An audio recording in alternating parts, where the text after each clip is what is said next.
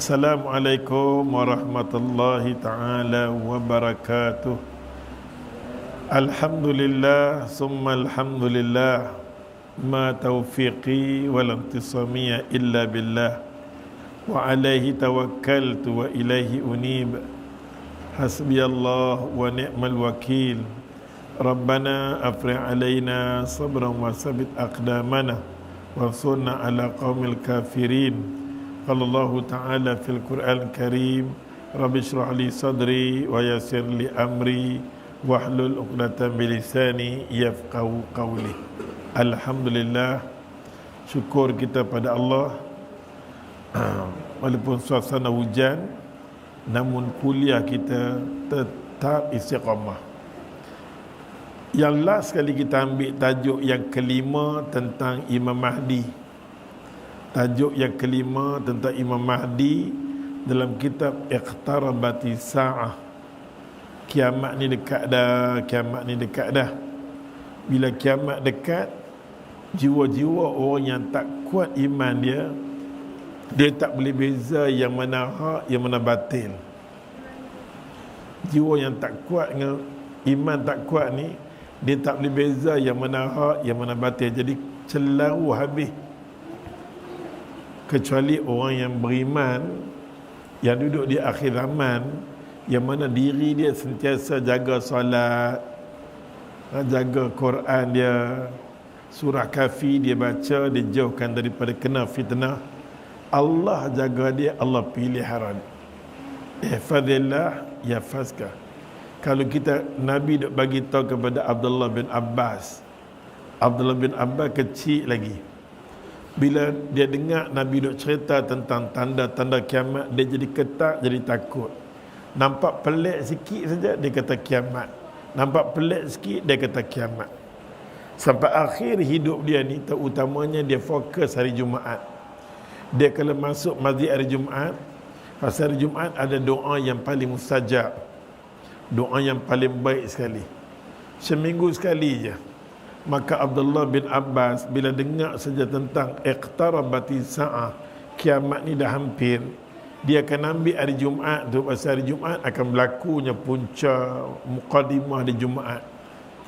Dia duduk daripada masjid, dia main awal, dia nanti keluar daripada masjid dekat-dekat nak maghrib, masuk maghrib baru keluar. Pasal waktu, ulama kata waktu mustajab. Ada ulama kata tengah azan, tengah khutbah, lepas khutbah, dia ambil keputusan, dia duduk keseluruhannya. Dia guna Jumaat sebetul-betulnya Jumaat. Dengan baca surah Kafi dia, dengan duduk itikaf di masjid, dengan berdoa dia sampai dekat maghrib keluar. Punya takut suasana kiamat ni. Sampai ayat mata dia meleleh sampai buta mata dia. Abdullah bin Abbas ni sampai buta mata dia. Allahu Akbar. Maka hari ini hadis yang kita sambung bulan sudah, yang keadaan batuk tu kan, hadis batuk, muka surat yang kita ambil 279, mutawatir hadis-hadis tentang Al-Mahdi. Mutawatir dengan arti kata, sebelum pada ni kita dengar berita orang nak cakap pasal Mahdi. Ada orang kata hadis tak berapa betul. Maka ulama-ulama hadis bekerja keras, sungguh-sungguh bekerja keras untuk membetulkan balik keadaan, mengatakan hadis tentang Imam Mahdi ni jangan main-main. Dia boleh jatuh akidah kita, boleh rosak akidah kita, boleh terkeluar kita daripada agama kalau kita tak sedar. Pasal tu dia tulis kat sini kemutawatir. Mutawatir, cerita tentang Imam Mahdi ni mutawatir. Mutawatir dengan arti kata Quran tu mutawatir. Kita tak boleh tolak Quran jadi hukum kapiak. Semua hadis-hadis yang cerita tentang Imam Mahdi kita tolak pun hukum dia kapiak. Pasal tu kita dah ambil dah bab ni, ulama-ulama hadis Imam Syaukani sampai bekerja keras bawa tentang Imam Mahdi. Pasal dia kata, aku duduk dalam suasana tentang cerita-cerita Imam Mahdi, banyaknya pembohong, banyaknya tipu. Mai kebuk mai balik. Dia buat mai, dia himpun hadis tentang Imam Mahdi ni banyak. Sampai dia cetak 50 hadis yang kita dah ambil dah bulan sudah. 50 hadis di antara satu sama lain tak sama. Satu sama lain tak sama. Okey, itu bab bulan sudah. Bulan ni, hari ni, bab yang ke-6 tentang Imam Mahdi. Beberapa ulama menulis. Ramai di kalangan ulama menulis khusus tentang Imam Mahdi. Khusus tentang Imam Mahdi. Sebab pada masa itu ulama kata wajar, sepatutnya memang kena tulis. Pasal telah diselewengkan tentang keadaan Imam Mahdi ni, kena tulis. Maka tajuk yang kali ke-6, lahirlah beberapa ulama yang ambil tindakan mesti kena tulis, mesti kena ambil tahu, bagi orang tahu balik kedudukan Imam Mahdi yang sebenar-benarnya. Kena bawa mai balik. Maka mailah ulama-ulama.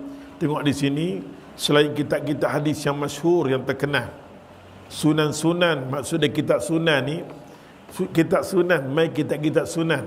Sunan Abu Daud, Sunan Tirmizi, Sunan Nasai, Sunan semua kitab-kitab sunan. Apa beza? Hari ni pasal hujan tak ada ayat ke? Contoh, oh okey. Kok hujan ke? Okey. Oleh sebab tu dia kata kat sini kitab-kitab sunan bermulanya dengan semua kitab-kitab sunan. Tuan kita kata kat kita bermulanya semua kitab-kitab sunan.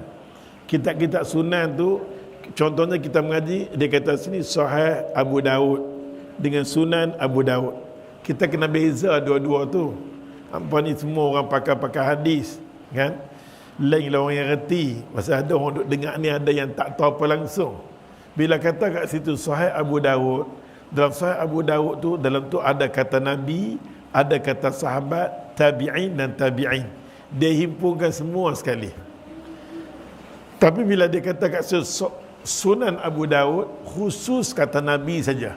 Dia tak termasuk di situ kata sahabat, tabi'in dan tabi'in. Bila sunan semua mai tentang Nabi kita Muhammad sallallahu alaihi wasallam. Clear kan? Maka semua kitab-kitab sunan yang sahih ni cerita tentang kedudukan Imam Mahdi. Terima kasih Tok Mengulu. Betapa pentingnya kedatangan Tok Mengulu untuk memperbetulkan suaraku. Bila sudah batuk bulan ni suara tak ada. Terima kasih.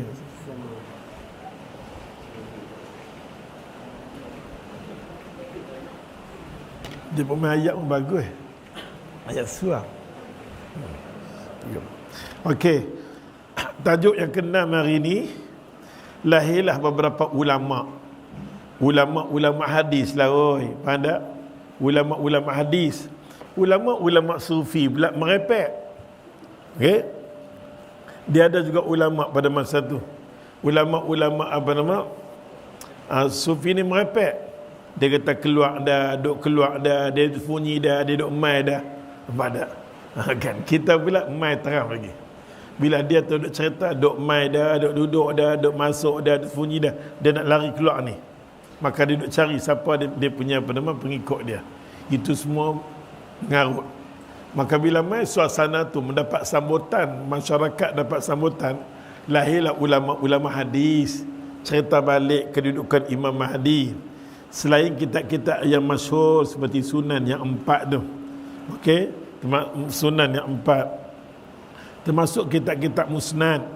Kitab-kitab yang dapat dihimpun tentang Nabi seperti Musnad Imam Ahmad, Musnad Al-Bazzar, Musnad Abu Ya'la, Musnad Al-Harith bin Abi Uthama, Al-Mustadrak Al-Hakim Nisaburi, sampailah musnad-musnad yang lain panjang. Musnad-musnad yang lain semuanya dia kata apa? Sekelompok ulama telah menulis tentang Al-Mahdi Muntazar, tentang Mahdi yang ditunggu-tunggu secara khusus di dalam beberapa karangan depa, kitab depa menuturkan tentang, dia kata hadis tentang Imam Mahdi. Di antaranya banyaklah ulama, sebagai contoh Al-Hafiz Abu Bakar. Dia duk cerita tentang Imam Mahdi. Muqaddimah Imam Mahdi. Tujuan dia tulis ni dia nak bagi kepada Ibn Khaldun. Okey, dia bagus ulama demi ulama. Ulama tulis hantar pada Ibn Khaldun, dan bulan sudah kita dah ambil dah. Ibn Khaldun dia alim, sirah dia alim, semua dia alim. Dia cuma tergelincir sikit saja. Dia kata tentang Imam Mahdi ni jangan duk ambil tahu. Semua ni dongeng, semua ni tak betul. Dia tak termasuk tanda kiamat 10, dia tak masuk betul. Apa dia kata ada betulnya, tapi sebelum tanda kiamat yang 10, Imam Mahdi mai dulu. Imam Mahdi mai saat kita dah baca kan, berkali-kali dah baca ulang apa sampai reti tak reti aku pun tak tahu. Imam Mahdi ni berbulan kita ambil. Dia mai dalam keadaan umat Islam teruk. Umat Islam tak boleh beza yang mana hak, yang mana batil. Jadi keliru dah. Umat Islam dihina. Daripada setiap masa dihina, difitnah, dihina. Sampai pembunuhan darah umat Islam jadi tak ada apa. Tak ada nilai. Kalau dulu kita ingat sejarah-sejarah dulu, seorang perempuan kena tangkap, depa heret buka aurat berlaku isytihar perang. Hari ini umat Islam kena bunuh di mana-mana. Orang pelekeh tentang Islam, tak ada apa. Sampai tidak ada pembelaan. Umat Islam dapat naya sangat-sangat. Pada masa itulah Imam Mahdi datang. Maka dalam bab tu Ibn Khaldun dia tergelincir sikit. Ke semua benda tu dia kata dongeng belaka. Pasal tu tuan kitab nama dia Al-Hafiz Abu Bakar. Buku ni dia sambung. Bila pada ikut cerita dia dapatlah. Nampak dah berikut cerita berdapat. Kan kita nak mengaji punya lama tu. Akhirnya datanglah tuan-tuan kita yang betul. Ulama, mereka betul ulama senang. Biar mereka. Kadang-kadang ada istilah ni di kalangan ulama, biar mereka. Jangan kita duk kecelah. Kita tengok macam mana mereka selesai. Pada masa tu Allahu Akbar Al-Hafiz. Bila sebut Al-Hafiz, kawan ni adalah ulama hadis. Lebih pada 3,000 hadis dia hafal. Riwayatan, dirayatan. Tentang riwayat hadis, dia tahu perawi-perawi ni macam mana. Dia tahu hal ehwal kedudukan hadis ni macam mana. Pasal tu kita panggil dia Al-Hafiz. Al-Hafiz Abu Bakar ni, Allahu Akbar kabirah. Dia tulis, tengok tuan kita ni kata, nak buku apa dia kata apa. Dia kumpul satu persatu macam mana Ibn Khaldun kata, dia buat mai. Dia jawab dengan hadis. Ungkapan oleh Ibn Khaldun muqaddimah dia. Okey. Mai pula yang kedua, Ustaz tak nak baca panjang-panjang, masa abang ambil dah. Yang kedua, Imam As-Sayuti. Nampak tak pun tulis juga berkenaan dengan Imam Mahdi ni, bukan ulama-ulama yang calang-calang. Mai pula Ibn Kathir. Ibn Kathir dah kita ambil dah. Ibn Kathir ni cakap bagus. Dia cakap bagus, nampak tak dia susun ayat. Nak bagi pembetulkan Ibn Kathir dah kita ambil. Macam mana Ibn Kathir cerita khusus hal ehwal Mahdi. Keadaan dia tu macam mana dia mai. Itu siapa cerita? Ibn Kathir. Keadaan dia mai pula Ibn Hajar Al-Maliki pun tulis juga dia kata berkenaan dengan Imam Mahdi Muntazar yang bertunggu-tunggu ni macam mana. Mai pula Abu Mulla Ali Al-Qari pun tulis juga tentang buku khusus bagi Imam Mahdi. Mai pula Mari bin Yusuf Al-Hambali pun dia pun tulis juga berkenaan dengan fikir, berfikir macam mana kedudukan Imam Mahdi. Mai Imam Syaukani dah kita ambil dah sebelum ni. Dekat 50 hadis Imam Syauki kata di antara satu sama lain tak sama. Okey, dia tulis, tuan kitab ni tulis kat hamba satu-satu nak bagi hampa reti. Mai pula dia kata Siddiq Al-Hasan ni dia hebat. Bila mana mereka duk cerita Imam Mahdi mai kawasan ni, Imam Mahdi mai kawasan ni, Imam Mahdi keturunan kami. Terus dia buat satu khusus tentang Imam Mahdi. Dia kata Imam Mahdi ni keturunan Rasulullah habis. Terus duk mengaku Imam Mahdi ni daripada Bani Tamim. Nampak tak? Jangan duk merepek. Imam Mahdi ni Bani. Nampak tak? Jangan duk cerita. Bila mana mai suasana dini mengaku kata puak kami Imam Mahdi. Dini kata puak kami Imam Mahdi. Dini pula kata puak Imam Mahdi. Mai ya Allah ulama yang nama dia Siddiq Al-Hasan. Dia tulis balik.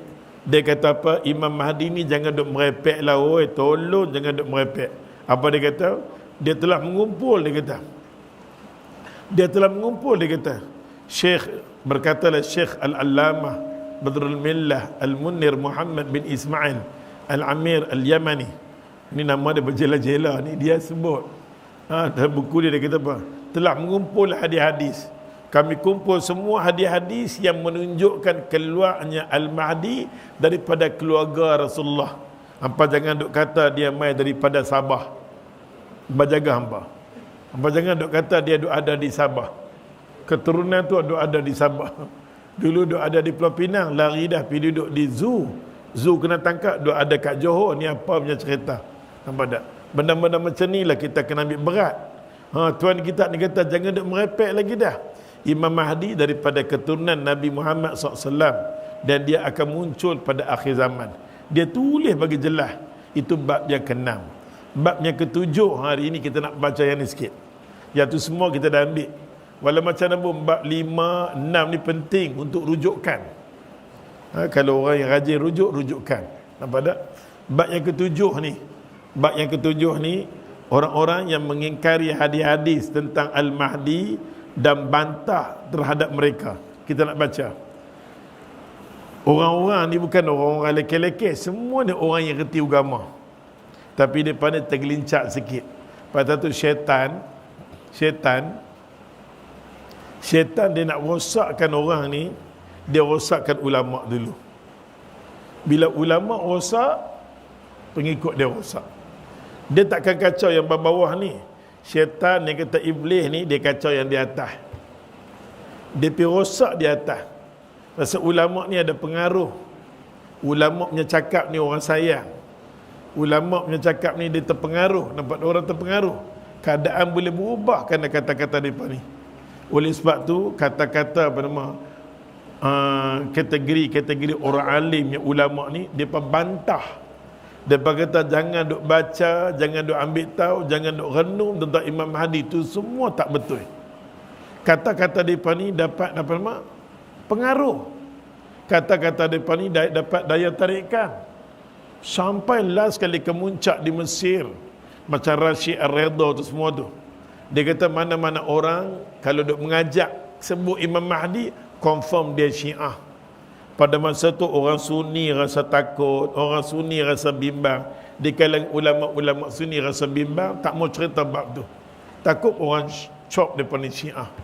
Maka Syiah monopoli menguasai tentang betul-betul hadis berkenaan dengan Syiah. Berkenaan dengan Imam Mahdi, kita ni tak ambil tahu langsung, pasal tu kita tak tahu Imam Mahdi. Inilah tajuk dia hari ini. Dia kata orang-orang yang mengingkari hadis-hadis kitab Mahdi, dia tolak hadis Imam Mahdi, bantah terhadap mereka. Telah kami ungkapkan, kami tulis macam-macam, dia kata sebelumnya hadis-hadis yang sahih, yang dia kata merupakan dalil secara qat'i. Ni buku ni bagus baca dia. Hari ni kita baca sikit. Hadis-hadis sahih kami tulis buku, kami himpun hadis yang sahih, bawa pi kat depa yang keliru ni. Bawa pi dekat depa ya Allah dengan dalil qat'i. Dalil yang sahih akan kemunculan Al-Mahdi di akhir zaman sebagai hakim dan pemimpin yang adil. Pemimpin yang adil, dia kata demikian pula, dia kata kami telah menukil beberapa pendapat ulama. Kami buat mai ulama-ulama yang banyak usul mai kat depa mengungkapkan secara jelas bahawa hadis tentang Imam Mahdi ini adalah mutawatir. Dia bukan hadis dhaif, dia bukan hadis yang dongeng, yang tak betul dah. Juga dia kata sebagai karya tulis dan susun para ulama tentangnya. Kami tulis ulama, kami susun betul-betul bagi kat depa. Di antara hal yang sangat disayangkan bahawa ada sebahagian penulis di zaman sekarang ini mengingkari kemunculan Al-Mahdi. Termasuk tuan kitab ni kata, pengaruh dulu sampai ke sekarang, ramai orang Sunni kita pun tolak tentang kemunculan Imam Mahdi. Ni buku ni nak ajar kat kita. Kita ulangi. Tuan kitab ni kata apa, tengok di bawah ni dia tulis panjang berjela nama kitab semua. Tu dia satu muka penuh, bacalah kamu sebelum kamu dibacakan. Di bawah ni semua dia tulis. Siapa-siapa yang mengingkari nama dia semua nampak tak? Di antara hal yang sangat dia kata, kita sayang sangat-sangat bahawa ada sebahagian penulis orang cerdik pandai di zaman ini dia kata mengingkari wujudnya Imam Al-Mahdi. Mereka mensifatkan berbagai-bagai hadis tentang Imam Mahdi ini dengan kontradiksi apa adalah perkataan ini, maksudnya kebatilan. Kebatilan. Tidak benar. Dia bermakna semua tentang hadis-hadis Imam Mahdi, semua dia kata tidak benar, kebatilan. Dan sesungguhnya Al-Mahdi hanyalah dia kata cerita bohong yang dibuat oleh kaum Syiah. Kita duk baca tentang Imam Mahdi ini karangan kitab-kitab yang dibuat oleh puak Syu'ubiyah. Tulis kat situ sikit kalau bererti kan. Puak Syu'ubiyah. Puak Syu'ubiyah ni puak yang buat reka-reka hadis. Termasuklah semua hadis berkenaan dengan Imam Mahdi ni datang daripada Syiah. Pasal tu kebanyakan orang kita bila sebut aku tentera Imam Mahdi, dia bunuh. Dia kata ni Syiah. Berlaku di mana? Di Syria. Ni tentera Imam Mahdi, dia bunuh. Ni tentera Imam Mahdi, dia bunuh. Kami nak bai'ah dengan Imam Mahdi, dia bunuh. Nampak tak? Tu berlaku mula-mula peperangan, berlaku keliru. Rupanya buku ni berpengaruh sampai ke hari ni tuan kitab dia kata. Allahu Akbar kabira. Dan sesungguhnya Al-Mahdi hanyalah cerita bohong yang dibuat oleh puak-puak dia kata Syiah. Kemudian masuk ke dalam kitab-kitab As-Sunni. Ya, masa tu orang Sunni kata mana-mana orang duk baca ada unsur Syiah mau buang. Pengaruh depa ni berjaya tak? Berjaya. Bila kita duk cakap tentang apa nama kiamat, jangan duk cakap tentang Imam Mahdi. Dia tak ada kaitan langsung. Pasal tu kita tengok di mana-mana tajuk Imam Mahdi ni, lah ni baru duk mai. Baru duk mai sikit.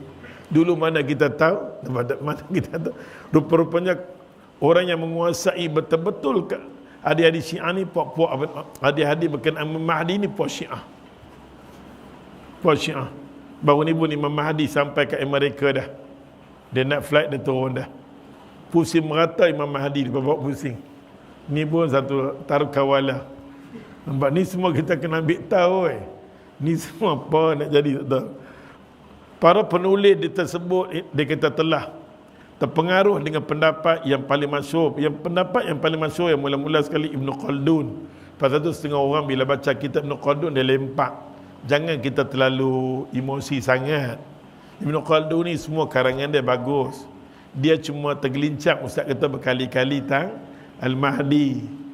Ni salah satu, banyak lagi Rashid Redha lah. Ni semua orang ulama-ulama yang besar-besar ni. Ulama yang besar-besar di bumi tanah Arab dulu, ulama-ulama besar ni terpengaruh dengan yang ni. Kalau orang yang pandai sejarah, tumpulah. Ada boleh cerita ni, cuma ustaz rujuk dengan tuan kitab ni saja. Maka oleh sebab tu dia kata, para penulis kebanyakannya ya Allah zaman dulu sampai ke hari ni terpengaruh, dia kata terpengaruh dengan ulama yang paling masyhur dia ialah Ibn Khaldun, seorang ahli sejarah. Dia pandai ahli sejarah dia kata. Rahimallah, di mana beliau telah dia kata mendhaifkan hadis-hadis tentang Imam Mahdi. Bertanda, ambil pensel ni tanda tentang bab ni. So orang tanya apa nganga. Nampak tak?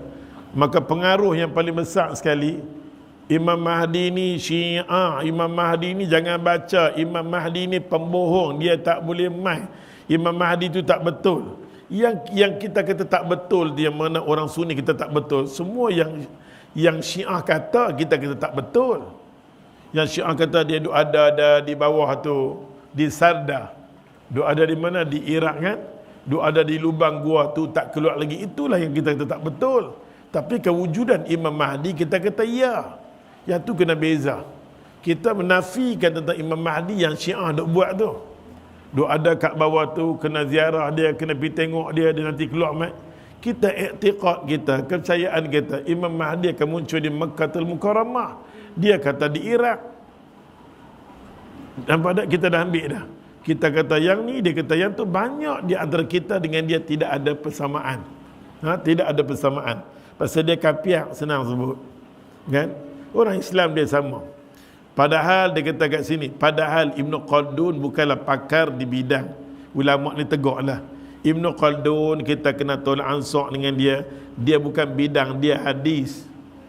Bukan bidang dia hadis, dia tak tahu pun. Bukan bidang dia, hadis dia tak tahu pun. Padahal Ibn Khaldun ni bukanlah pakar, dia kata di bidang itu, sehingga berpendapat dalam mensahihkan atau dan mendhaifkan hadis bisa dia kata diterima. Dia tak tahu. Ibn Khaldun ni dia ulama sejarah, pandai sangat-sangat. Bila mai tak Imam Mahdi, orang tanya sikit dia merapulah sikit. Maka itu bukan bidang dia. Itu bukan bidang dia, macam ulama hadis. Macam sahabat Nabi, dia tanya dekat Nabi sallallahu alaihi wasallam bab berkenaan dengan apa nama, dia Ustaz cakap berkali-kali, makan daging unta, makan daging kambing. Hadis tu jelas sangat-sangat. Dia tanya kat Nabi, makan daging unta, Nabi kata ambil wudu, makan daging kambing, insyita terpulang, ambil tak ambil pun tak apa. Hadis tu clear. Sahabat tanya, Nabi jawab, makan daging unta, hampir ambil wudu, berarti batal lah. Bila makan daging kambing, insyita terpulang, ambil tak ambil pun tak apa. Hadis tu Tok Guru Imam Malik kata apa? Hadis ta'abudiyah, sami'na wa ata'na. Tanya kepada ulama hadis tentang bab hadis tu. Ni hadis. Tanya kepada ulama hadis. Imam Malik kata hadis ni ta'abudiyah. Imam Ahmad kata ni ta'abudiyah. Sami'na wa ata'na. Kalau Nabi kata makan daging tu apa nama batal, batal. Tak batal, tak batal. Jangan nak pergi jauh. Takat tu saja. Tanya ke ulama hadis. Tanya dekat orang fiqh, kadang dia, tuan-tuan, bukan macam tu tuan-tuan. Bukan macam tu tuan-tuan. Tuan-tuan, Nabi sallallahu alaihi wasallam tengah Nabi mengajak tuan-tuan. Nampak tak cara kita? Cara di sinilah. Hadis tu tuan-tuan. Tengah kita apa nama? Tengah Nabi duk mengajak tuan-tuan, ada seorang sahabat Nabi kentut. Dia tu kentut. Yang Nabi kata siapa makan daging unta tu batal pasal dia kentut. Kalau Nabi kata siapa kentut batal, dia malu pula. Oleh kerana kebetulan yang kentut tu dia makan daging unta. Pasal tu Nabi kata makan daging unta kentut. Nabi nak tuju kepada kentut dia. Pandai lampa, bodoh pada sampai kita lebih-lebih macam tu. Sampai ulama-ulama hadis tanya, kok mana mai cerita ni? Kok mana mai cerita ni? Siapa bawa cerita ni? Tapi cerita ni masyhur di kalangan kita. Kalau kita baca hadis ni di kalangan masyarakat kita, yang inilah cerita yang kita nak bawa. Inilah cerita kita bawa. Maksudnya kita mentakwilkan hadis tu, kita mentakwilkan hadis, ada takwil nama takwil ba'id. Takwil ba'id ni takwil yang jauh sangat. Yang jauh sangat, kita tak tahu simpang dia kok mana. Kok mana nak rujuk kita tak tahu. Macam tu juga dengan Ibn Khaldun. Ibn Khaldun ni kebetulan dia Allah Tuhan. Orang tanya dia tentang Imam Mahdi, nak jadi tentera Imam Mahdi, nak jadi pejuang Mahdi, nak bagi Imam Mahdi. Semua ni jangan duk percaya. Dia kata tu puak Syiah. Pengaruh dia ulama. Semua pada masa tu tolak tentang Imam Mahdi. Pada tu tuan kitab tu buat kitab, As-Siddiq Al-Hasan buat kitab nak bagi kepada Abu Bakar, buat kitab nak bagi muqaddimah, nak perbetul akidah bagi Ibn Khaldun. Ibn Khaldun nak perbetul baik-baik. Apa dia terima. Itu serah. Orang alim ni senang, bukan macam kita bodoh kan. Pada depan ni senang. Tapi dan kita pula kadang-kadang ada yang pop-pop fanatik ni. Bila dengar nama Ibn Khaldun tak lewat ni semua pop-pop. Janganlah. Itu masalah kita. Masalah kita ni kena sikap terbuka ada. Baca nampak tak? Baca Imam Ghazali. Bila sebut kita Imam Ghazali, dia tolak. Ada benda yang bagus. Okey, masalah tentang ilmu mutasawwif yang baik, kita boleh ambil daripada Imam Ghazali. Sedangkan apa nama tokoh-tokoh ulama sunnah pun ambil. Baca kita Imam Ghazali. Cuma kita pula kata Imam Ghazali ni banyak kekufuran, mati. Itu nama dia over.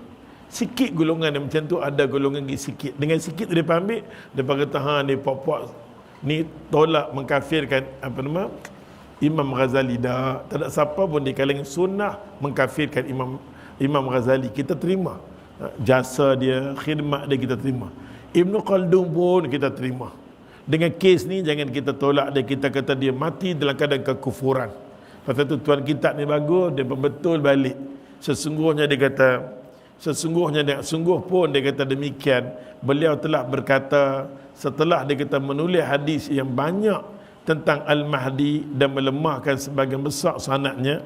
Inilah beberapa hadis yang dikata takhrij dikeluarkan oleh para ulama tentang Al-Mahdi. Ulama pun keluarkan tentang, bila dia kata macam tu, dia ulama yang berpengaruh cakap macam tu, ulama-ulama lain keluarkan hadis tunjuk dekat dia. Habaq mai kata kedudukan Imam Mahdi di akhir zaman ni, kedudukan hadis itu adalah sahih. Sebagaimana dia kata kamu lihat ada hadis dia kita sebut tidak dia kata terlepas daripada kritikan kecuali sedikit sekali ataupun lebih sedikit, sikit sangat. Nak jumpa kedaifan tentang hadis Imam Mahdi, kebanyakannya sahih. Ungkapan beliau dia kata menunjukkan adanya sedikit dia kata hadis yang dia kata selamat daripada kritikan. Ada hadis-hadis yang kita bermain, ada hadis Imam Mahdi ni, bila baca kedudukan Imam Mahdi, sikit pun kita nak komen tentang kedaifan dia susah. Sikit pun nak komen tentang kedudukan dia adalah susah. Kami dia kata katakan, dia kata seandainya ada satu hadis yang sahih, maka ia dia kata cukup untuk sebagai hujah bagi Al-Mahdi. Bawa pergi kepada nak sesat dengan Ibn Khaldun, mai kita bawa. Pasal dia kata tak jumpa satu pun hadis tentang Imam Mahdi yang sahih. Dia mendaifkan semua, buat mai dhaif. Mai kita katakan dekat dia, okeylah, kalaulah jumpa satu hadis Imam Mahdi yang sahih, hang nak beriman tak? Kalaulah jumpa satu hadis tentang Imam Mahdi yang sahih, hang nak beriman tak? Hang nak percaya tak? Hang nak yakin tak? Nampak tak? Dia lah. Bagaimana mungkin kita sementara hadis-hadis tersebut sahih bahkan mutawatir. Kami bukan setakat sahih, bahkan mutawatir. Dia orang alim. Bila bukan dekat dia tunjuk, dekat dia tampil, dekat dia muqaddimah, dekat dia last sekali, terserlah dia baru dapat jumpa dengan kedudukan Imam Mahdi ini adalah hadis-hadis yang sahih. Tak boleh kita tolak. Tak boleh kita tolak. Walaupun ada kecelaruan, kekeliruan yang pelik-pelik. Hadis Imam Mahdi memang hadis pelik. Ustaz Dabak dah pelik. Kita ada muqaddimah dia pun memang pelik. 7 tahun dia merintah, 9 tahun dia merintah kan. Pokok nak kata panas tak ada, sejuk tak ada, orang duduk penyakit tak ada, apa-apa pun tak ada. Makan buah durian esok dia naik. Terus buah. Kita nak tanam buah durian, mampu kita mati dulu baru buah durian tu ada. Tapi tajuk Imam Mahdi ni pelik. Kita tengok semua kepelikan dia. Semua orang jadi sama kaya. Kan dah baca hadis dia. Macam mana pelik sekalipun, kita kena beriman. Pasal tu Ibn Khaldun dia baca-baca nampak pelik. Peliklah balik buah naik. Peliklah semua jadi orang kaya. Tak ada orang miskin. Peliklah bumi jadi pelik. Nampak tak? Bagi dia kepelikan. Bagi dia adalah satu kepelikan. Nampak tak? Syekh Muhammad Syakir rahimahullah berkata, hari ni kita baca sikit ni, semua ni bagus. Nanti jumpa lah. Ni satu puak tanda kat situ. Tanda kat situ pertama sekali tentang Ibn Khaldun. Maka ulama-ulama hadis pun macam Syekh Ahmad Syauqi rahimahullah berkata, sebagaimana bantahan terhadap pendapat Ibn Khaldun, sesungguhnya Ibn Khaldun tidak dia kata memahami benar-benar perkataan dia kata para ulama hadis. Bila cek-cek tengok bukti kat dia, rupa-rupanya Ibn Khaldun ni dia tak pandai sangat. Dia tak bijak sangat tentang istilah-istilah ulama-ulama hadis. Ulama-ulama hadis. Nampak? Ini bukan untuk mencacatkan dia dah. Perkataan-perkataan ulama hadis macam sebagai ilmu jarah wa ta'dil ke, ilmu tentang mustalah hadis ke, dia tak tahu. Dan seandainya saja dia dikata mutalaah perkataan para pakar hadis, kalau dia mutalaah, dia belajar, dia ada pemahaman, dia faham, nescaya dia tidak akan pernah mengatakan apa-apa pun dia kata tentang Imam Mahdi. Kalau dia belajar betul-betul, kalau orang yang belajar betul-betul, contoh kita lah, kita di sini, kalau kita semua orang faham sunnah, dia tak berlakulah khilaf yang banyak. Kalau kita faham sunnah, dia tak berlakulah khilaf yang banyak. Kalau kita faham sunnah, dia tak berlaku khilaf yang banyak. Tak ada suara. Suara tak ada.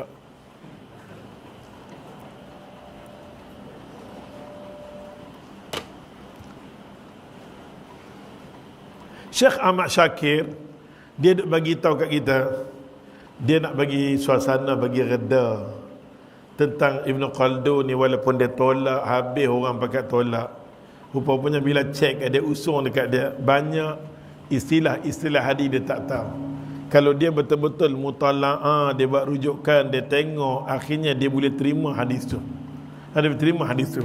Macam itulah dengan kita, sahabat-sahabat kita.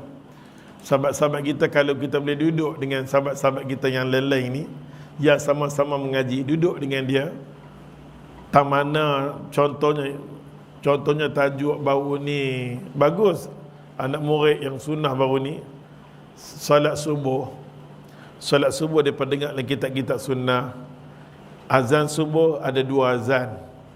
Azan yang pertama sekali, as-salatu khairu minan naum. Bukan sebutan tu, Allahu Akbar, macam kita azan lah. Azan di dalam tu ada as-salatu khairu minan naum.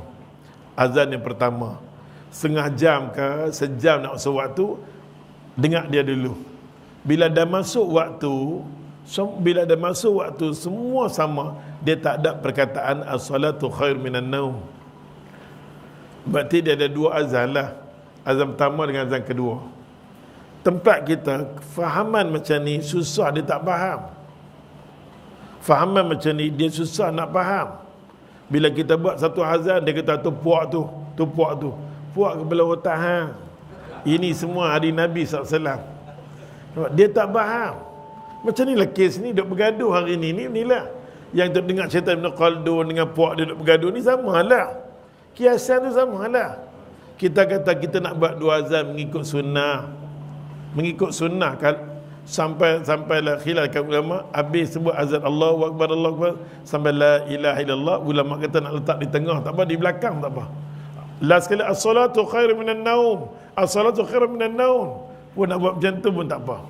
Masalah tempat kita kefahaman hadis tu tak sampai dekat depa. Kalau sampai sekalipun tak reti. Macam Ibn Khaldun dah sampai hadis dia dekat Imam Mahdi, sampai tak reti. Jadi dia jadi leng lah. Macam tu juga dengan orang kadang-kadang, dia sampai hadis tu sampai kepala otak dia, tapi dia tak faham. Otak dah masuk dah, dia tak boleh proses, dia jam. Jadilah bodoh. Apa gagakan? Oleh sebab tu ya, kes sebab bila tempat kita tengok ada setengah negeri buat macam ni, perlih kan? Ada perbuatan. Ada setengah tempat buat itu pun kita tak buat menyeluruh. Masjid tertentu je boleh kutik-kutik je nak bagi faham. Kalau buat di sini dan sini, mampu yang mengamuk orang kampung. Orang kampung kata apa ni selalu duk azan as-salatu khairu minan naum. Hari ni azan tak ada as-salatu khairu minan naum. Nampak tak? Oleh sebab kalau kita nak buat sekalipun, macam Ustaz cadang kan, kalau kita nak buat abang dulu pada anak qaryah, seminggu dua hantar dulu, bawa cerita hadis ke dulu, hantar dulu. Bila kita dah buat macam tu, dia tak rasa kejutan atau pelik. Bila kita buat dengan satu azan saja, tolong di situ sebut as-salatu khair minan naum, supaya dia tidak berlaku apa nama? Dia tak berlaku salah faham, tak berlaku fitnah. Kadang-kadang kita nak usung sunnah Nabi, kita nak bawa sunnah Nabi dalam masyarakat. Okey? Kalau benda tu kita tengok boleh bawa kepada fitnah satu macam, lebih elok apa nama kita kekalkan yang sebagaimana doa ada.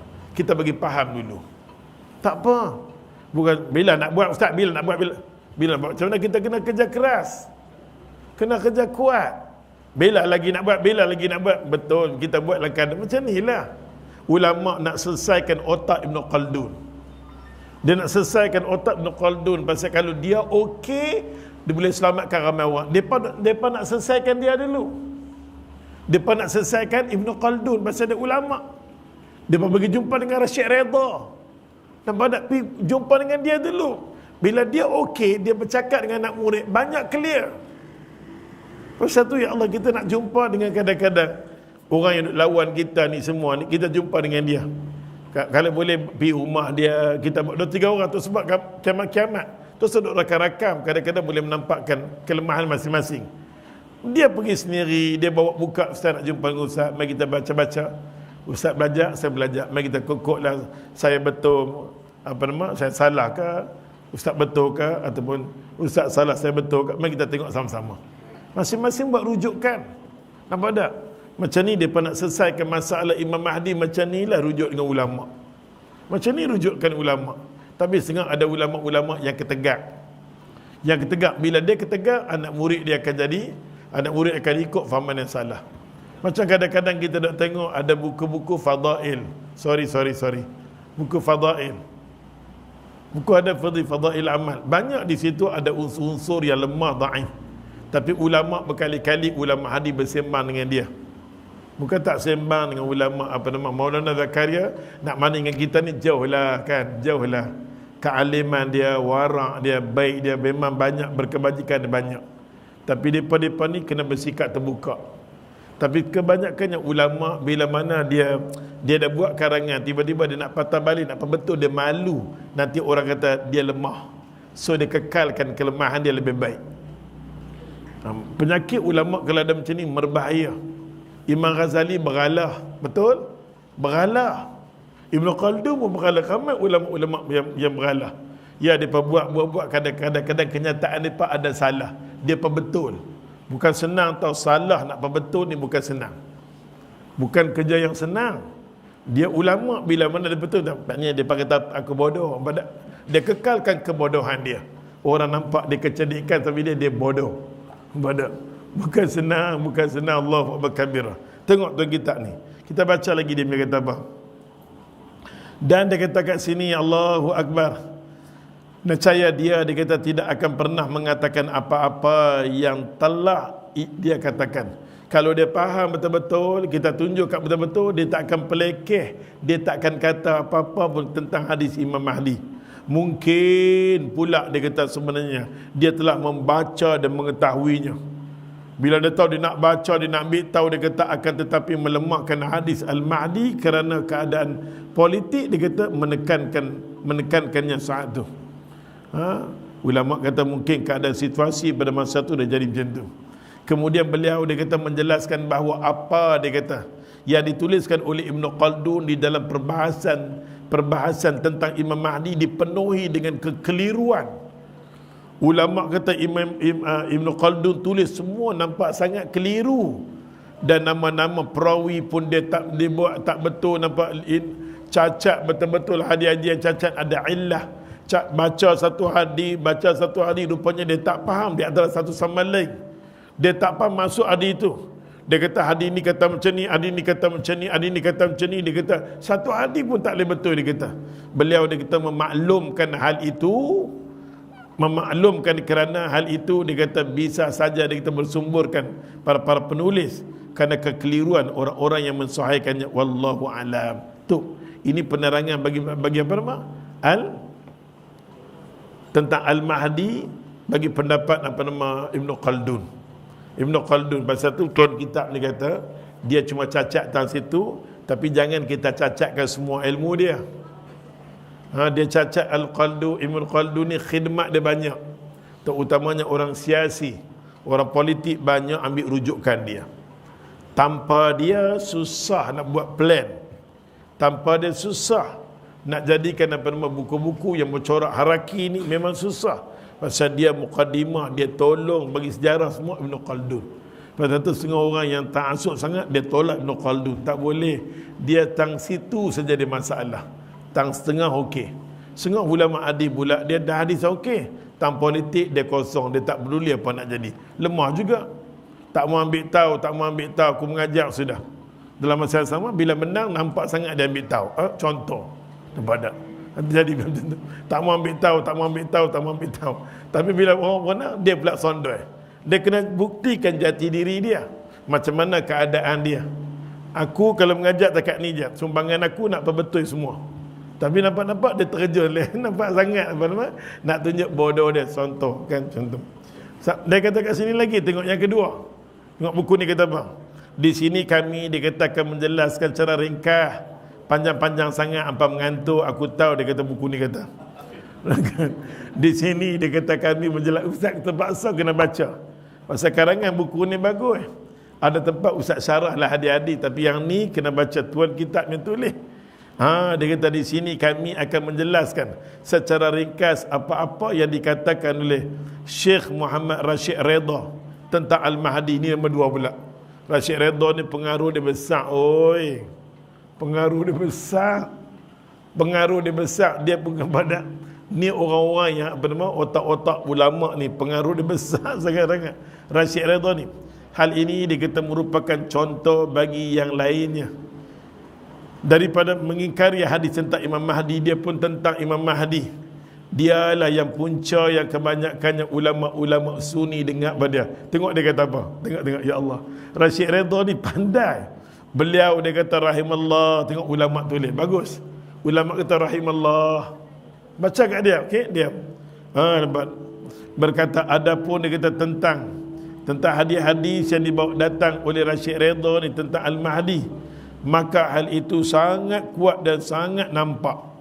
Demikianlah pula menyatukan beberapa riwayat tentang lebih sulit lagi, dan orang-orang dia kata mengingkarinya lebih banyak. Lepas Rashid Redha engkar, mai seorang demi seorang engkar, maka kuatlah geng dia. Geng gila-gila ni pun dah jadi kuat dah. Macam tempat kita lah, seorang balik pada Yaman, gendang sampailah kuat. Macam ni lah. Macam Rashid Redha dia cakap, dia cakap seorang masa dia cakap mula-mula kita tak nak ni, dah berkembang, dah besar dah, baru nak cakap susah dah. Patutnya tindakan kita daripada awal lagi, bila duk dengar saja ding ding ding ding daripada awal lagi. Bila duk dengar ding ding daripada awal lagi, kita kena tegur. Ini sampai dia masuk kepada semua, habis TV, radio, habis semua dah. Dan kita nak tarik dia susah lah. Susah, nampak tak? Silat-silat kita rebah tarik dia. Silat-silat kita rebah, pengaruh dia kuat. Tambah-tambah kedah. Jangan sebut mampu aku. Mampu lampau. Benar. Pergi kat mereka lah. Oleh sebab tu ya Allah, dia kata kat sini, dah banyak akhirnya ya Allah Rashid Redha engkar hadis tu, mai seorang demi seorang banyaklah. Dia kata ya Allah banyaklah. Pengaruh dia dah banyak. Dia kata begitu juga, dia kata ya Allah rancaknya hadis-hadis. Duk mai dah ya Allah tentang hadis tentang Imam Mahdi. Akhirnya orang usung, hang kata hadis Imam Mahdi ni tak ada dalam Bukhari Muslim. Mai kami nak tunjuk kat hang. Buka dalam Sahih Bukhari, jumpa. Buka dalam Sahih Muslim, jumpa. Hang kata Mahdi tu sendiri tak pernah wujud. Ni dalam Sahih Bukhari dan Muslim. Hang nak kata apa? Nampak tak? Menyebut tentang, dia kata kesahihan hadis-hadis tentang Imam Mahdi. Dan hal itu dia kata disebutkan oleh perawi tentang Imam Mahdi merupakan sumber, dia kata pendorong kerosakan dan fitnah yang paling besar dalam masyarakat Muslim. Maksudnya bila mana berlaku fitnah, bila mana berlaku pembunuhan, bila mana hal ehwal Muslim dahsyat sangat, tak ada pembelaan, dia lah main nak bela. Okey, dia papa betul balik Rashid Redha tentang Ibn Khaldun tentang bab lain pula. Tentang Rashid Redha ni dia papa betul. Rashid Redha sebelum dia mati, dunia jadi rosak. Dunia akan jadi rosak. Terutamanya umat Islam akan lingkup di fitnah, macam-macam kerosakan yang berlaku pada dunia ni. Terutamanya tentang agama Muhammad sallallahu alaihi wasallam. Pada masa itulah dia mai. Nak beritahu kat dia. Selanjutnya beliau dia kata menentukan berbagai contoh. Bukan kat dia contoh macam-macam lah hadis tentang Imam Mahdi. Menurut sangkaannya, di antaranya perkataan beliau, sesungguhnya riwayat yang paling masyhur dia kata tentang nama dan nama bapa dia menurut ahli sunnah adalah Muhammad bin Abdullah. Itu kita tahu dia masyhur. Dan dia paling masyhur sekali oleh nama dia Ahmad bin Abdullah. Okey, yang paling masyhur kita tahu Muhammad bin Abdullah. Kita nak kata Muhammad bin Abdullah yang paling masyhur di kalangan hadis-hadis yang sahih. Kita buat mai hadis-hadis yang sahih. Tu kadang-kadang bila mana ulama ni Allah tutup pintu hati dia, tak boleh terima kebenaran, tak upaya. Orang tolongkan Rashid Redha ni. Lepas Rashid Redha cakap pengaruh yang banyak buat mai kat dia, untuk berhentikan semua pendapat dia yang tak betul. Buat mai Sahih Bukhari, buat mai Sahih Muslim. Pertama sekali tunjuk dekat dia pasal Rashid Redha ni, dia sebut tentang nama Muhammad betul, bin tu tak betul. Mula-mula sekali bin tak betul. Bin tu tersebar merata-rata. Dia buat mai lah Sahih Bukhari dan Muslim tentang nama dia saja. Nama dia Muhammad bin Abdullah. Rashid Redha, Muhammad bin Abdullah. Mula-mula tang nama saja. Akhirnya tang nama, ya Allah Tuhan, kita buat mai macam mana pun, tapi nama dia yang dia pakai, nama kita tak pakai. Okey? Nama dia, ya Allah, kita buat main nama tu nampak nak jadi punca macam nak sesat. Allahu Akbar kabirah. Sementara dia kata puak 6 Jahannam, dalam buku tak tulis lah macam tu. Sementara dia kata Syiah Imamiyah bersepakat bahawa namanya Muhammad bin Hasan bin Al-Askari. Mula-mula nampak tak? Mula-mula kita tahu mana? Tak nama. Kita kata nama dia Muhammad bin Abdullah, Muhammad bin Abdullah. Kita duk kata macam tu, dia pula kata bukan. Bukan. Semua kita tengok sama ada kita pergi di Syiah ni, Syiah banyak oi. Syiah yang duk ada di Iran, Syiah duk ada kat Iraq, duk ada kat Kuwait. Semua Imamiyah lah. Imamiyah. Tak tahu. Kedah ni Al-Merapi'. Kita tak tahu, saya tak tahu Syiah Kedah, tak tahu. Syiah ni Syiah Al-Pendang kan, dia lain. Oleh sebab tu Syiah yang ada dekat nama di Iraq ni, Syiah Ja'fariyah. Kita kena tahu sempat setiap tempat Syiah tu dia berbeza. Dia beza. Yang kita kata Syiah dekat dengan kita ni, Syiah siapa dia? Ismailiyah dah. Ismailiyah dia lagi mengkafirkan semua sahabat. Syiah Ismailiyah ni, Syiah yang ada kat Pakistan, Syiah India. Syiah kita kata dia dekat dengan Sunnah. Kebanyakannya kita kata di Yaman. Syiah Zaidiyah. Betul lah. Syiah Zaidiyah ni Syiah yang ada kat Yaman. Kita kata dia dekat dengan Sunnah. Syiah Ismailiyah dia ada kat India dengan Pakistan. Mereka tu totally mengkafirkan sahabat. Syiah Melayu tak tahu. Apa dah? Mereka sendiri tentang bab masalah apa nama ni. Pasal tu kita bagi betul kat Rashid Redha, nama dia tolonglah terima. Kita kata tengok mula-mula, tengok dalam buku ni sirah ni. Kita kata Muhammad bin Abdullah, mula-mula nak mai. Tak, Ibn Khaldun dia keliru, dia kata ni semua pelik. Dia bagi pelik je. Pelik bagi aku, dia main macam ni, mana boleh. Pelik dia kata pelik bagi dia. Okey, kita tak nak baca tentang Ibn Khaldun lebih-lebih. Cuma kepelikan saja. Tapi Rashid Redha ni dia main tak nama, tak banyak dari dalil. Pertama sekali dia buat main Sahih Bukhari, Sahih Muslim kata Muhammad bin Abdullah. Tapi puak Syiah Imamiyah ni, dia kata apa nama? Nama dia Muhammad bin Hasan Al-Askari. Okey. Muhammad bin Hasan Al-Askari Al-Muntazar. Semua orang Iraq kata macam tu. Semua orang Iraq berpegang sampai hari ni macam tu. Baik Iran, baik ni. Tang situ dah kita lepas tak sama dengan kita sampai kan, wallahu alam. Okey. Ulama dah usaha dah nak perbetulkan klik-klik daripada awal, tak berjaya. Pasal tu bila kita tengok, bila klik ni dah besar dah sangat, kita nak perbetul, memang susah dia akan melakukan perbalahan, pergaduhan, kita takut. Macam kita di sinilah. Tapi di sini pun dok mai dah bergaduh mulut je. Janganlah bergaduh sampai suasana yang tak senonoh. Pasal sejarah cerita dekat kita.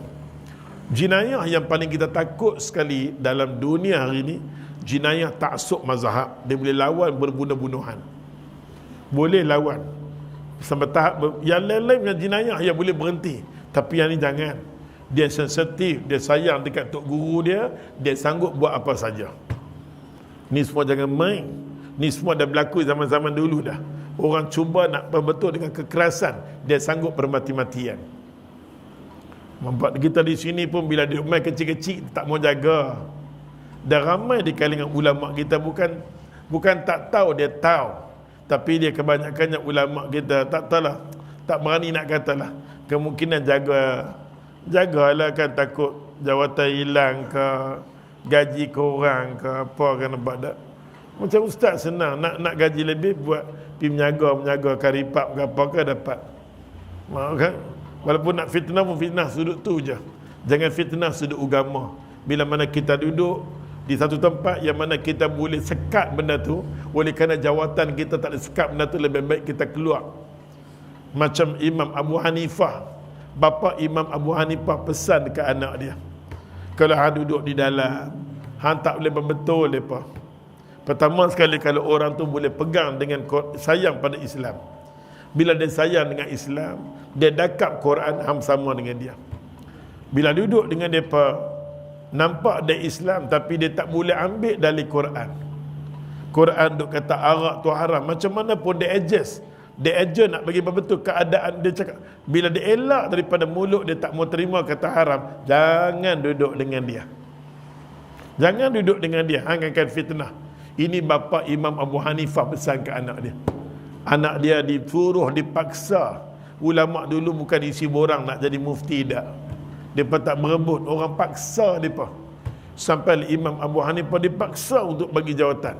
Akhirnya bila mana kadang-kadang fatwa dia tak serasi dengan kerajaan, dipukul, didera, mati dia. Dari sana bila mati dia, orang pakat bangun, ya Allah Tuhan, jatuhnya sistem raja bila sentuhnya ulama. Allahu Akbar. Habis Baghdad. Dia mati dalam istana 2 kali semayang untuk dia. Dia mati dalam tu, dia tak nak bagi tahu, tapi bila mana Allahu Akbar kabirah. Jangan main, Baghdad ni catat sejarah yang banyak. Nampak tak?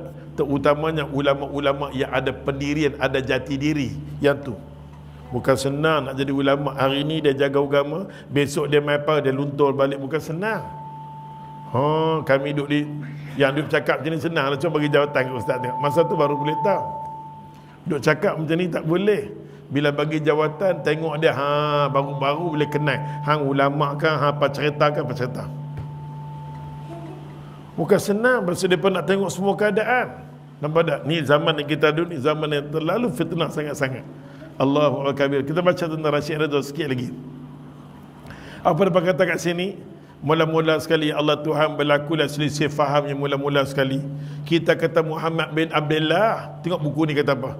Dia kata Muhammad bin Hasan al-Askari. Sampai ke hari ni Muhammad dia kata al-Hasan.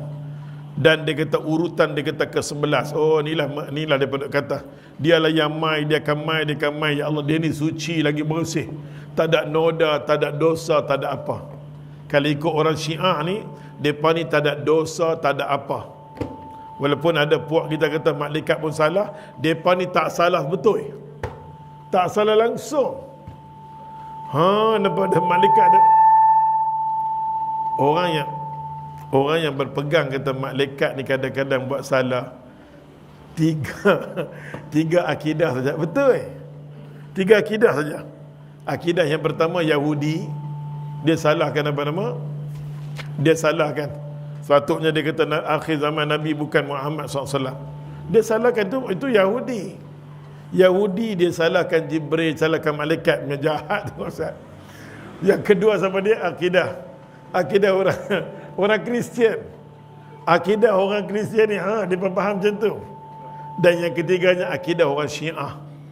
Syiah pun dia kata ya Allah, sepatutnya dia kata khalifah ni kena bagi ke Ali, dia tersalah. Dia banyak salahkan apa nama malaikat. 3 akidah ni saja. Yang ketiga akidah ni semuanya sesat belaka. Bila kita sebut macam tu, automatik kita menzahirkan diri kita memang sesat yang perlu orang tolak kita. Allahu Akbar. Ada faham tu? Bila Amir tak betul, nak duduk apa lagi dengan dia, bodoh, sambung. Dia kata apa kat sini? Dalam ni dia kata ya Allah ya Tuhan, mereka dia kata memberi jodoh al-hujjah. Nampak? Wallahi dia mai akhir zaman, dia akan berhujah. Dia akan berdiri, dialah yang kami tunggu-tunggu daripada pegangan ni. Allah dia menyangka bahawa Al-Mahdi adalah Muhammad. Allah Al-Hanafiyah, ini lagi teruk. Pada pasal tu puak tu kata ya Allah, dia nanti mai daripada bumi kami, lalu daripada bumi kami. Keturunan dia adalah Ali dan isteri beliau selain daripada Fatimah, dia kata. Dan sesungguhnya dia kata masih hidup. Dia kata dia sedang bermukim di sebuah gunung. Dia damai dia Imam Mahdi damai dah. Dia lari, dia kata daripada ancaman, dia lari pada ancaman. Dia duduk di bawah satu gunung, ya Allah, gunung kat Iraq tu. Sampai kali ini gunung tu, inilah pegangan dia. Rashid Redha dengan kumpulan, nama tak betul, keturunan tak betul, dia ada, dia hidup. Dia hidup sampai hari ini. Ni Dajjal lah bodoh. Yang kata Dajjal hidup sejak zaman Nabi, sampai kan itu Dajjal. Dia bawa cara hidup Dajjal ni macam Imam Mahdi. Kita kata Dajjal dia duduk satu kawasan gini. Itu Dajjal. Adi tu Hadi Dajjal. Tapi dia ambil, dia cerita, dia duduk, dia hidup, dia duduk kawasan tu. Pasal tu Ustaz dah cerita bulan sudah. Kan bulan sudah. Ramai di kalangan pokok kita pun pergi daripada Ustaz ni tukang sambung. Pasal tu orang kata Ustaz berdosa. Dan kita student kat sana. Dan orang mai kedutaan suruh kita bawa lah. Kita bawa lah pergi mereka kebanyakannya pada Singapura, Johor. Yang Ustaz bawa ni daripada Negeri Sembilan lah, Seremban lah, Timbalan, Mufti, semua Ustaz bawa. Mufti tu Mufti ada lesen tu, ada faham. Mufti betul-betul kan, Mufti gempak-gempak ni betul. Dia bawa klik-klik dia. Ustaz lah dia bawa ni. Kami bawa mereka, ya Allah Tuhan, sampai di kawasan tu. Pasal kita bawa 2-3 hari. Dan kita bawa pula orang-orang ni semua, dia punya latar belakang dia Mesir, mengaji tinggi-tinggi. Mereka ni doktor agama di bidang apa semua ni, mereka pandai-pandai. Ni orang pandai-pandai agama ni yang pergi di sana. Tujuan mereka pergi Allah tu dengan tujuan untuk berbai'ah dengan Imam Mahdi. Ustaz pergilah bawa Imam Mahdi, tempat Imam Mahdi. Ustaz malam tu daripada doa menangis dah. Aku menangis pula otak apa ni. Menangis siap-siap takut-takut Imam Mahdi tak terima bai'ah mereka. Duk menangis dah tu. Menangis apa. Lalu mereka pergi tidur. Esok nak pergi. Nampak tak? Besoknya pergi. Kesian tau. Kita tak tahu nak buat apa-apa. Ni orang pandai-pandai agama. Buat pergi lah sampai keliling tu. Bai'ah lah dengan Imam Mahdi. Angkat tangan share tu. Bawa tangan apa? Salam. Rupanya ada, dalam lubang tu ada orang duduk salam. Ada orang duduk dalam lubang tu duduk salam kat mereka. Bila salam kena bagilah $100 ke $200. Pada penuh lah duit dalam tu. Dia bagi dah kena bai'ah. Biar memang Allah. Dia duduk lah. Dia tu nanti ajak kita bai'ah dengan Imam Mahdi gini. Okey dah. Ambil satu apa nama yang hijau tu, ikat. Betul-betul macam Hindu. Daripada dengar mampu aku pula pada. Betul lah. Yang dia diikat kan, betul-betul macam tu. La haula wala quwata illa billah. Tak tahulah benar-benar macam ni. Benar-benar macam ni orang agama kena pandang serius. Tapi kita tak nampak mufti-mufti kita ni bekerja dengan keras. Ni kita tengok, kita kata macam ni pun tak ni tauliah aku akan ditarik. Apa kesempatan kita ada kita buat? Kita nampak tempat-tempat yang ada unsur Syiah pergi betul-betul buat kerja. Jangan dia merebak habis. Kita tengok lah ni Singapura dah jadi dewan untuk Syiah berbai'ah, betul tak? Pusat di Singapura jadi tempat bai'ah dah. Jangan main benda ni. Macam mana kita tahu, kita tengok ya anak-anak masuk tempat kita, habis dia masuk. Apa lagi, duk ada lagi. Lah ni pula fahaman Syiah pula duk main pula laju sangat. Laju sangat nampak Allah. Ustaz lah ni takut. Ustaz sebut berkali-kali di kuliah. Macam Faisal Tehran. Dia duduk kat Iran. Awak kita ambil grup dia buat main di sini. Duduk di Ilham. Kita benarkan dia mengarang. Dah Jakim dulu mengharamkan tak boleh dia. Dia tak boleh. Asal otak kepala dia. Ke semua orang yang ada fikrah yang tak sempurna, tak elok hari ini, semua duduk di tempat-tempat yang khas hari ini. Berbahaya tak? Bahaya. Bagus kita nak cegahkan rasuah. Elok kita buang rasuah, main lagi double, lagi teruk, terutamanya fitnah agama. Hari ini zaman fitnah agama. Bagus kita nak buang orang yang ada rasuah. Tapi hari ini main fitnah tak ada agama. Kita sakit hari ini. Dia duduk di tempat-tempat Ilham, tempat-tempat besar. Dan idea-idea dia kita guna pakai. Orang dah masuk dalam surat khabar, orang semua tunjuk, terpulang kat kita dah. Tempat-tempat yang dulunya sekolah-sekolah diharamkan timbul balik. Dekat Perak, sekolah-sekolah apa dulu? Sekolah apa kat Perak dulu? Gunung Semanggul kan? Gunung Semanggul. Ni ustaz sebut live ni memang dia tahu. Susah dulu. Dengan gelegaan, dengan Dr. Lutfi dulu kan sebagai ni. Semua tu. Hari ni mereka fungsi balik. Daripada kedudukan mereka. Bila ustaz begini melakau, ustaz tengok la hawla wala quwata illa billah. Itu semua kena jaga weh. Bila kita tak apa, kita betul kita kena sayang. Apa pun kita hidup, kita kena fokus sayang pada agama kita lebih. Bila kita letak emosi politik lebih, jadi macam inilah. Kita kena tengok sudut agama, apa pun sudut agama. Bila pandang sudut agama dia jadi lain. Bila emosi, bila kita ada agama, emosi kita letak di depan, dia tak jadi. Agama tak jadi yang pertama. Dia tak jadi pertama. Ni duk jadi macam ni lah, duk jadilah masyarakat kita. Nampak tak? Oleh sebab tu kena jaga fahaman ni. Tolong sangat-sangat kena jaga. Allahu Akbar kabira. Tengok dia kata lagi sikit lagi nak pergi habis. Beliau pun dia kata berkata, yang masyhur dia kata daripada sanadnya bahawa dia adalah daripada keturunan Ali dan Fatimah dan anaknya Al-Hasan. Ni semua tentang keturunan lah yang pernah kita cerita, pernah kita sebut. Ni panjang lah.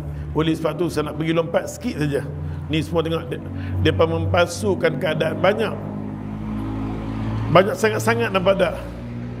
Dalam membuatkan hadis palsu tentang Imam Mahdi, dia buat macam-macam tentang Imam Mahdi, dia sandak kepada Al-Abbas, sandak kepada Ali, sampai kepada bertemu dengan kelompok sementara kaum Yahudi dan orang-orang Yahudi dia kata menyebar luas.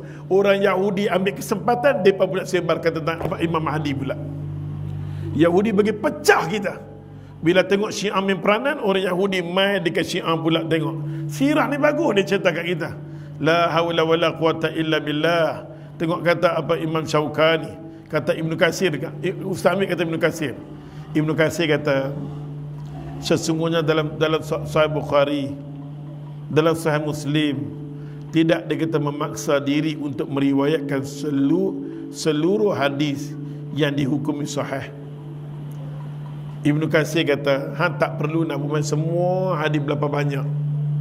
Kalau ada satu hadis yang sahih, hukum dia sahih. Ibnu Katsir kata, jangan ambil nak impun sampai 50 hadis baru nak jadikan sahih. Kalau satu hadis Ibnu Katsir kata tentang Imam Mahdi dah ada yang sahih, terimalah.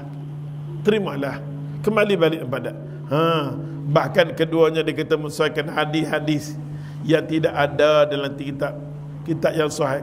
Hampa buat mai kedua-dua hadis berkenaan dengan apa nama Imam Mahdi itu pun tak sahih. Keturunan pun tak betul. Bila kami boleh buat mai yang paling sahih, terimalah hak kami. Ibnu Katsir ni dia cakap bagus. Sebagaimana yang dinukilkan oleh Imam Tirmizi juga. Yang lain daripada Bukhari tentang dia kata kesahihan hadis-hadis yang tidak dia kata yang tidak ada dalam di kitabnya, tetapi ada dalam kitab-kitab yang sunan yang lain.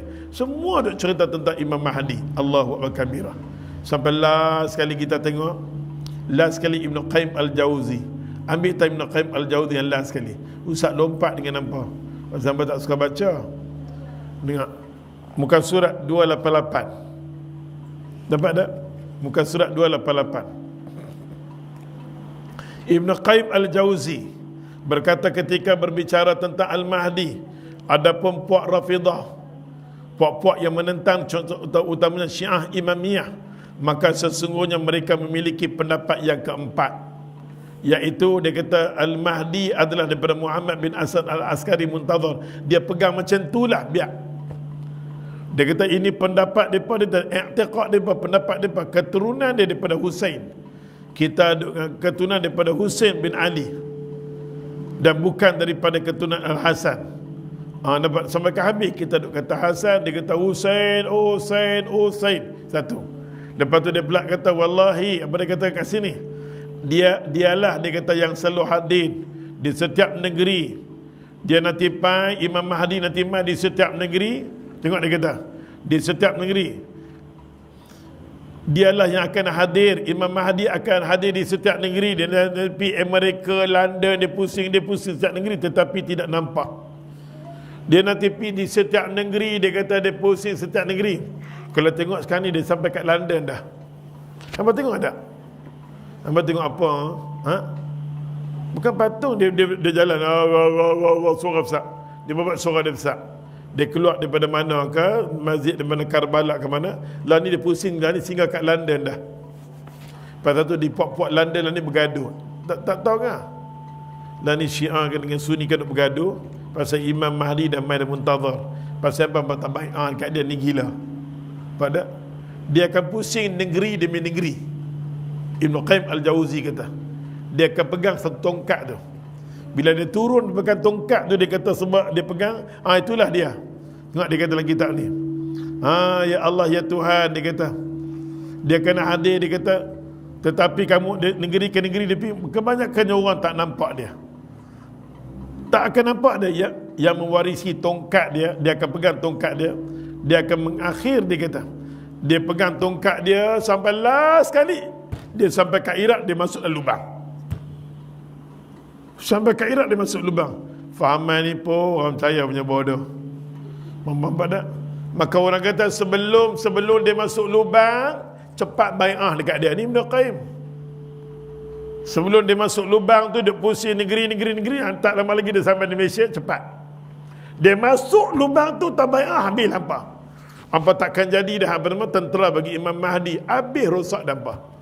Ni pun tanda tengok. Tuan Ibn Qayyim Al-Jauzi kata ada 4 benda ni bahaya bagi mereka. Bahaya bagi mereka. Namun ya Allah sampai hari ini orang berpegang ni. Pasal tu dia kata mungkin Imam Mahdi nak sampai di Thailand. Mari kita buat rancangan ramai-ramai, kita pergi di Masjid Krisik ke mana Allah nak pergi. Ni pun satu tarkawala. Nampak tak? Orang kita merepek-merepek.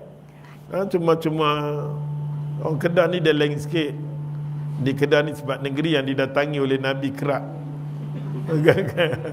Apa dia kena rasa syukur. Nabi selalu ziarah. Negeri yang paling Nabi sayang sekali di Malaysia ni Kedah. Dia main Kerak, dia main ziarah. Pasal benar semua Nabi-Nabi dulu-dulu pun pernah lintas kat sini. Termasuk Adam pun pernah main kat sini. Kira dahsyat lampau. Kan Allah kan. Cuma tentang Imam Mahdi tak tahu bila dia nak main di Kedah. Nampak tak? Dia nanti main, dia kata dia pusing. Ibn Qayyim Al-Jauzi kata dia akan pergi sampai kita tidak nampak. Buku ni bagus. Dia mewarisi, dia kata di akhir sekali dia akan masuk dalam Sarda dekat Iraq. Gua dia akan masuk di situ. Ketika masih kecil, dia kata lebih daripada 500 tahun yang lalu. Setelah itu dia kata tidak ada pun, dia kata mata yang bisa melihatnya. 500 tahun dulu orang nampak Imam Mahdi, tak boleh nampak dia. Lah ni akhir-akhir nampak dia. Ni apa punya gila ni? Nampak tak? Dia wujud dulu dah. 500 tahun dulu dia jalan merata dah, kita tak nampak dia.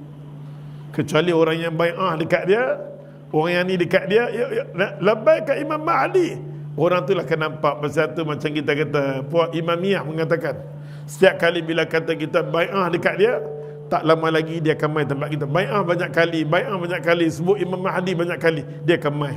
Pasal tu bumi yang dia kerap dia berkata, tak lain dan tak bukanlah bumi Iraq. Wah, punya lari. Ya Allah Tuhan. Pasal Imam Mahdi pasal dia terkejut. Allahumma kabira. Maka dia kata kat sini, mereka dia kata orang Syiah. Masa yang last sekali. Mereka iaitu orang Syiah sentiasa dia kata menunggu sampai hari ini. Orang Syiah sampai hari ini menunggu dia kata Imam Mahdi. Mereka dia kata menampakkan seekor kuda dia kata di pintu sadangnya. Pasal tu Imam Mahdi ini dia buat macam mana? Imam Mahdi ini pasal tu orang Syiah dia pernah nanti ambil seekor kuda kan, dia bunuh. Bukan dia bubuh kat dia apa nama? Pisau ke dalam, dia jalan darah meleleh. Imam Mahdi akan naik atas tu. Okey, Imam Mahdi naik ke atas tu. Kuda yang warna putih. Tengok dia kata kat sini, seekor kuda yang warna putih, dia putih tak tulis. Dia mesti syarat warna putih. di pintu nak keluar dari gua tu dan berseru agar dia keluar kepada mereka dengan berkata, kita kena letak kuda tu, selalunya dia letak kuda tu. Dia tak tahu saat tengok kuda tu ada ke siang, kuda tu bila main 1-0 matahari tu buat dia mati. Dia pas selesai dia makan. Dia tak tahu macam tu. Daripada arah Imam Mahdi akan naik atas tu. Tahun ni tak naik, tahun depan cuba lagi, tahun depan cuba lagi, tahun depan. Tiap hari kuda mati kerana Imam Mahdi. Ni apa lah ya Allah. Okey, keluarlah, dia kata, dia pakai panggil, keluarlah wahai Tuan kami. Dia panggil kuda, dia letak kuda depan tu, wahai Imam Mahdi keluarlah, Imam Mahdi keluarlah, Imam Mahdi keluarlah. Hampa tak tengok kan program dalam YouTube dia seru, kan? Kena tengok program tu, kena share. Tengok macam mana pada orang. Sampai satu dunia pergi tak? Wakil. Satu wakil. Dan orang Malaysia pergi tak? Orang Malaysia pergi tak? Ha? Orang Malaysia seorang wakil pergi. Seorang wakil daripada Malaysia pergi. Dan saya wakil daripada Malaysia. Dia sebut dalam YouTube. Dia masa tu dia ada kat Karbala. Dia pada Sebah Hitam. Tu grup daripada Malaysia. Ha? Orang ni ada jawatan dalam kerajaan. Tak sepatutnya macam tu. Tak sepatutnya macam tu. Dia wakil daripada kita. Tengok YouTube dia balik, tengok macam mana. Wakil Malaysia pun ada duk tunggu Imam Mahdi. Ayo. Apa nak jadi pun tak tahu, ya Allah. Mengkatok dia lah. Keluarlah, dia kata, wahai Tuhan kami. Keluarlah wahai Tuhan kami. Keluarlah wahai Imam Mahdi. Lalu mereka kembali dengan, dia kata, kehampaan. Akhirnya balik-balik. Imam Mahdi tak keluar lagi. Menangis macam gila. Inilah kebiasaan dilakukan oleh puak-puak enam Jahannam tu sampai ke akhir. Okey. Maka oleh sebab tu, Tuan kita hari ini punya tajuk yang ketujuh. Dia cerita berkenaan dengan puak-puak yang tolak Imam Mahdi ni. Pertama ada banyak, tapi dia main dua saja. Pertama sekali, Ibn Khaldun yang berpengaruh. Dia cuma mendaifkan, dia kata hadiah ni dongeng tak betul. Mai Tang Rashid Redha ni dia menyeluruh, dia buat hadis. Dia sekongkong dengan Yahudi, dia buat hadis tentang Imam Mahdi, dia buat hadis. Dia berbeza dengan Ibn Khaldun. Ibn Khaldun baca, dia rasa pelik, dia buang. Tapi kawan ni reka, dia tukar semua. Kitab Sahih, dia tukar semua. Rashid Redha punya kumpulan lagi pelingkup. Kesimpulannya, ulama-ulama hadis, ulama-ulama sunnah tu dia punya khilaf kedudukan dia pertama, kedua, ketiga, keempat sampai teruk sekali. Depa-depa ni nampak tak? Ni semua ni kita nak kena study, nak kena belajar. Macam mana. Dan kebanyakannya riwayat depa ni adalah Israiliyat yang tak boleh kita pakai langsung. Tak boleh kita pakai langsung. Ustaz rasa cukup dekat situ. Nanti bulan depan mai kita nak dengar pula hadis. Dia nak masuk dah. Sabar. Masuk dah. Habis satu hadis ini terus dia masuk bab Dajjal. Dan kita akan buat kesimpulan yang ringkas bulan depan berkenaan dengan Imam Mahdi keseluruhannya. Ulama dah bincang. Lalu ulama mengatakan wallahi pengaruh Imam Mahdi ni, pengaruh Imam Mahdi zaman dulu dan sekarang orang tolak totally, dan orang beramal dengan hadis-hadis Imam Mahdi yang tak betul, yang dhaif, yang salah. Maka kita lah ulama sunni kenapa betul balik. Memang kita betul balik agak letih nak faham cara depa tu. Depa bukmai punya teruk. Depa punya bukmai punya teruk. Walaupun kita mengaji ambil tak kisah. Dengan tak kisah tu lah kita takut kita akan jadi sesat. Kita di Malaysia ni kurang terasa sangat. Bila duduk di bumi Syria, duduk belah-belah sana, semua orang mengatakan kami dah bai'ah Imam Mahdi, bai'ah macam-macam gila-gila dekat sana. Yang tu lah kita keliru. Pada tu Nabi kata, ya Allah ya Tuhan, Allahu Akbar. Pada masa berlaku kalah kabut, hendaklah kamu berbai'ah dengan seorang imam. Kita nak jadi tentera kepada Imam Mahdi, pembela kepada agama. Yang tu puak Syiah ni daripada sedia dah. Sampai depa kata Jaish Imam Mahdi. Kamilah tentera Imam Mahdi. Kamilah Hizbullah. Kamilah parti kepada Allah. Kamilah tentera. Kami semua daripada munamad dah. Yang menyebabkan ramai orang masyarakat terhadap agama yang ada semangat agama ni terpengaruh dengan Syiah. Pasal roh depa semangat untuk bela agama lebih pada kita. Tindakan kita bab tu kita kurang sangat. Bab tu kita kurang sangat. Dia main betul-betul. Dia main politik dia dengan Allah. Dahsyat sampai parti berparti Allah, malaikat sama dengan dia, lagi satu Imam Mahdi sama dengan dia, semua dia pegang, kita tak ada apa. Allahu Akbar. Kita tak ada apa. Bulan depan dia nak mai bagi kita ada balik, dia kata kat sini, hadis dia kata, tidak ada Al-Mahdi, tidak akan ada Imam Mahdi, dia kata, kecuali Isa bin Maryam. Okey, dia nak kaitkan dengan, kalau apa tolak Imam Mahdi, apa tolak Isa bin Maryam. Kalau apa tolak kewujudan Imam Mahdi, Tuan kita kata, kalau tolak tentang Imam Mahdi, tolak tentang apa nama Maryam, Isa bin Maryam. Kalau tolak Isa bin Maryam, jangan beriman dengan Dajjal.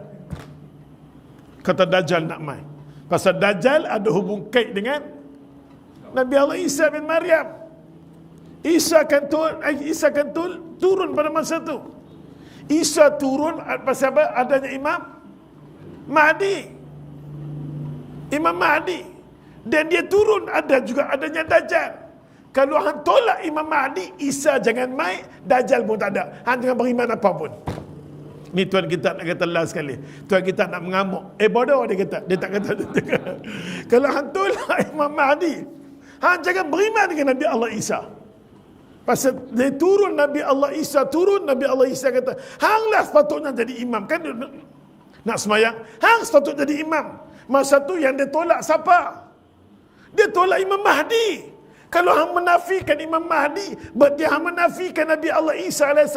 Bila Isa hang nafi, Dajjal tak ada. Pada bulan depan tajuk dia mengamuk tetap mengamuk kan. So kan tajuk bulan depan orang yang tolak. Orang kata jangan duk baca tentang Imam Mahdi, jangan duk baca Imam Mahdi, jangan baca Imam Mahdi. Yang paling penting dia kata Nur Muhammad akan datang. Ni pun leceh juga. Kan bab-bab macam ni.